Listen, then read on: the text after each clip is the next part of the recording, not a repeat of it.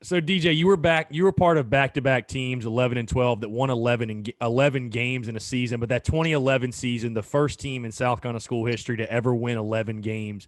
I know you didn't get to Atlanta either year, which is the ultimate goal, and I know that's probably something you still think about to this day. But just talk about what it means to you now, being able to look back and you see all your, a bunch of your former teammates in the league with you, and I'm sure you guys talk about it, but being a part of that team, the first ever team to win 11 games in a season at South Carolina, what does that mean to you now to be able to sit back and say that you were a part of that, a huge part of that? Man, it means a lot. It means a lot.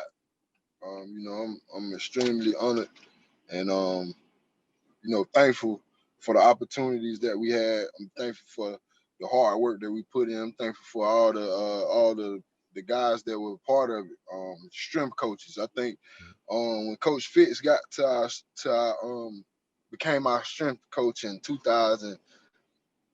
What it was 2009. He came in with me. And I think Coach Fitz, he doesn't get a lot of credit for it, but he changed our culture because he changed our culture in a way that we trained in the off season. There's no way, the way that how hard we trained, it was no way that we were gonna go in games and be tired. We knew that we was always the better team in shape because of the running that we did, because of the extra stuff we did. Sand pit. If you miss a line, you got to run 60-yard sand pit. It was just if he held everybody accountable. I think our rookie year, he would if you miss a line, you would have to make it up on your own. But then the next year, the sophomore year, he made it to where if one person missed a line, everybody on the team has to run for it. And I think that held everybody accountable. And you didn't want to let your teammates down because you missed the line or because you messed up. You get what I'm saying? So it made all of us accountable to like, okay, bro, if we all training, we all working, we all go get better and we all go make each other better. And we're gonna win if we all get better in that sense. And I think Coach Fitz was a big testament and a big part of our success and holding guys accountable for when we did wrong things and just making sure that we were on point.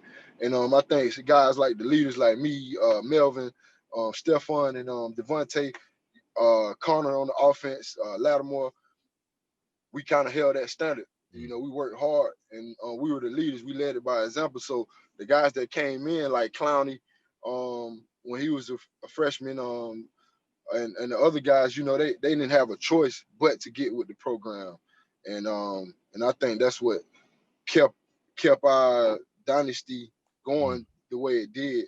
I think I would like to give Coach Fitz a big shout out, man, because he definitely changed everything with Coach Sperry. For sure. Now, 11 and 12, like I mentioned, you won back-to-back bowl games, beat Nebraska and Michigan. I want to focus specifically on that Michigan game. And again, the Nebraska one's really, really special. I've talked to guys about that, the way it unfolded. It's crazy, man. A lot of people don't know. My junior year, I played half the year on a broke foot. Wow. I had a fractured foot my entire year. A lot of people don't know this, but I broke my foot in the Arkansas game in 2011. It was a stress fracture, kind of split the side of my foot. But I basically wouldn't practice none. Like after the Arkansas game, I didn't practice at all for the rest of the year. I only played on Saturdays. And it was like my mom used to be like, you playing better with a broke foot than you play with a healthy foot. And I was like, Mom, I don't know. I'm not practicing. All I'm doing is getting mental reps and watching film. And it was sort of like it was kind of a good thing for me because I wasn't able to put a lot of weight on that foot in a sense. So it just made me like, well, I'm gonna just run through everybody because I can't break down. So I'm gonna find my angle, and then I'm gonna just run through you. If I miss, I miss. But a lot of times I would connect. So it ended up being it worked well for me, man. And then I was going to the Nebraska game. They actually put me in a cast. Clemson game 2011, I played that whole game. I actually split my foot open a little more. And I remember on the sideline, I'm watching the game. I came out and I looked on the field and I saw my backup in. It was Bryson at the time. And I was just like, bro, it's Clemson. There's no way I can just sit out of this game. I don't care if I got a broke foot, broke leg. I gotta play against Clemson. So I think they took me in, they shot my foot up a couple times, and then I ended up coming back out, ended up having a decent game, had 2 pass breakups. But I was out there limping. A lot of people probably, if you go back and watch the game, you will see it, but a lot of people didn't know that. I'm limping the whole game, and then they put me in a cast. They put me in a boot, a hard cast for a month before the bowl game. And I get my they cut it off a week before the bowl game, before the Nebraska game. And I think I got on the bike probably twice, and I probably had one practice. I practiced one time.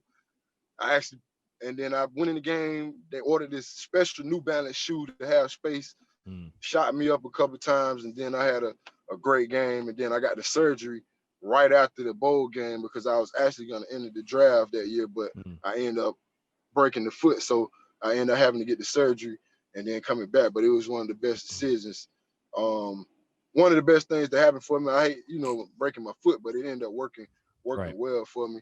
And then, going into that senior year, man, that Michigan game, bro. Crazy game. Crazy game. Yeah, man, one of the best I've been a part of, man.